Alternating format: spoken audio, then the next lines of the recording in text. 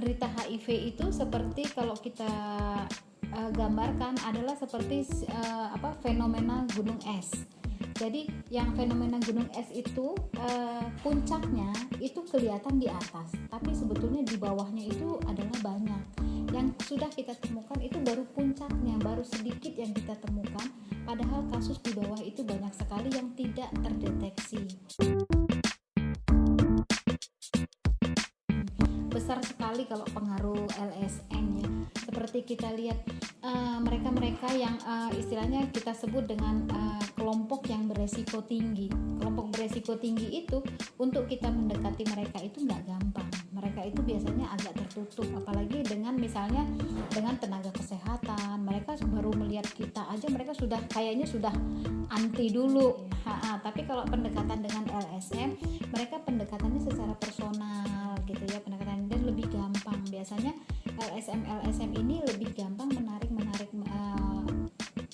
kelompok-kelompok yang beresiko tinggi itu untuk lebih aware. Akhirnya mereka dari LSM itu mereka memberi penyuluhan, memberi konseling kepada penderita yang beresiko tinggi, sehingga akhirnya mereka sadar dan akhirnya mereka mau mendatangi fasilitas kesehatan. Jadi untuk fasilitas kesehatan sendiri, LSM itu ya berperan besar dalam menunjang penanganan dari HIV/AIDS itu sendiri.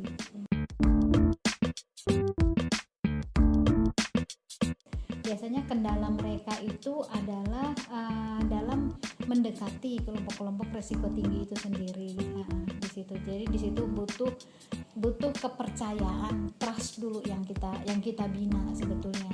Jadi hambatannya biasanya kalau mereka sudah percaya dengan LSM itu, biasanya mereka sih mudah gitu untuk diajak kerjasama. Biasanya bentuk kerjasamanya LSM itu akan mendekati kelompok-kelompok yang risiko tinggi, kemudian mereka membuat jadwal kapan nih kira-kira untuk siap mereka pemeriksaan. Nah, setelah mereka siap, biasanya LSM akan menghubungi fasilitas kesehatan, dan baru kemudian fasilitas kesehatan yang akan melakukan pemeriksaan itu. Jadi harus dibina dulu rasa saling percayanya dulu, baru kita bisa lebih untuk melakukan tata laksana selanjutnya.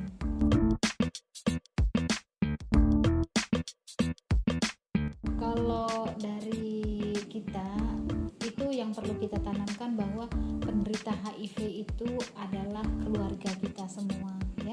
Penyakit HIV itu sama dengan penyakit yang lain-lainnya, dia tidak gampang menular, tidak mudah menular ya. Jadi misalnya kalau misalnya cuma berjabat tangan, makan makanan yang makan bersama-sama, atau misalnya seperti berpelukan atau berenang atau semacam itu, dia tidak menular ya. Jadi tidak gampang untuk penularan HIV. Maka dari itu kita harus tidak perlu kita kucilkan penderita HIV ini ya. Jangan sampai kita kucilkan, malah harus kita rangkul, karena penderita HIV itu butuh dukungan kita, butuh dukungan moral, butuh dukungan untuk mengingatkan mereka juga, butuh menimbulkan semangat mereka.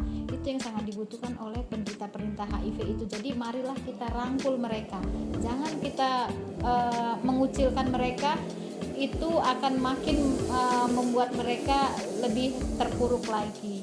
Jadi untuk gimana cara untuk menimbulkan stigma itu, itulah kita butuh ya, mungkin dari remaja-remaja, yang anak-anak remaja yang peduli dengan HIV, peduli dengan cara penularan HIV, sehingga mereka gencar untuk melakukan promosi dan penyuluhan tentang penyakit HIV itu sendiri, sehingga masyarakat itu sadar bahwa HIV itu bukan sesuatu yang menakutkan, asal kita tahu bagaimana sih cara penularannya. Itu aja.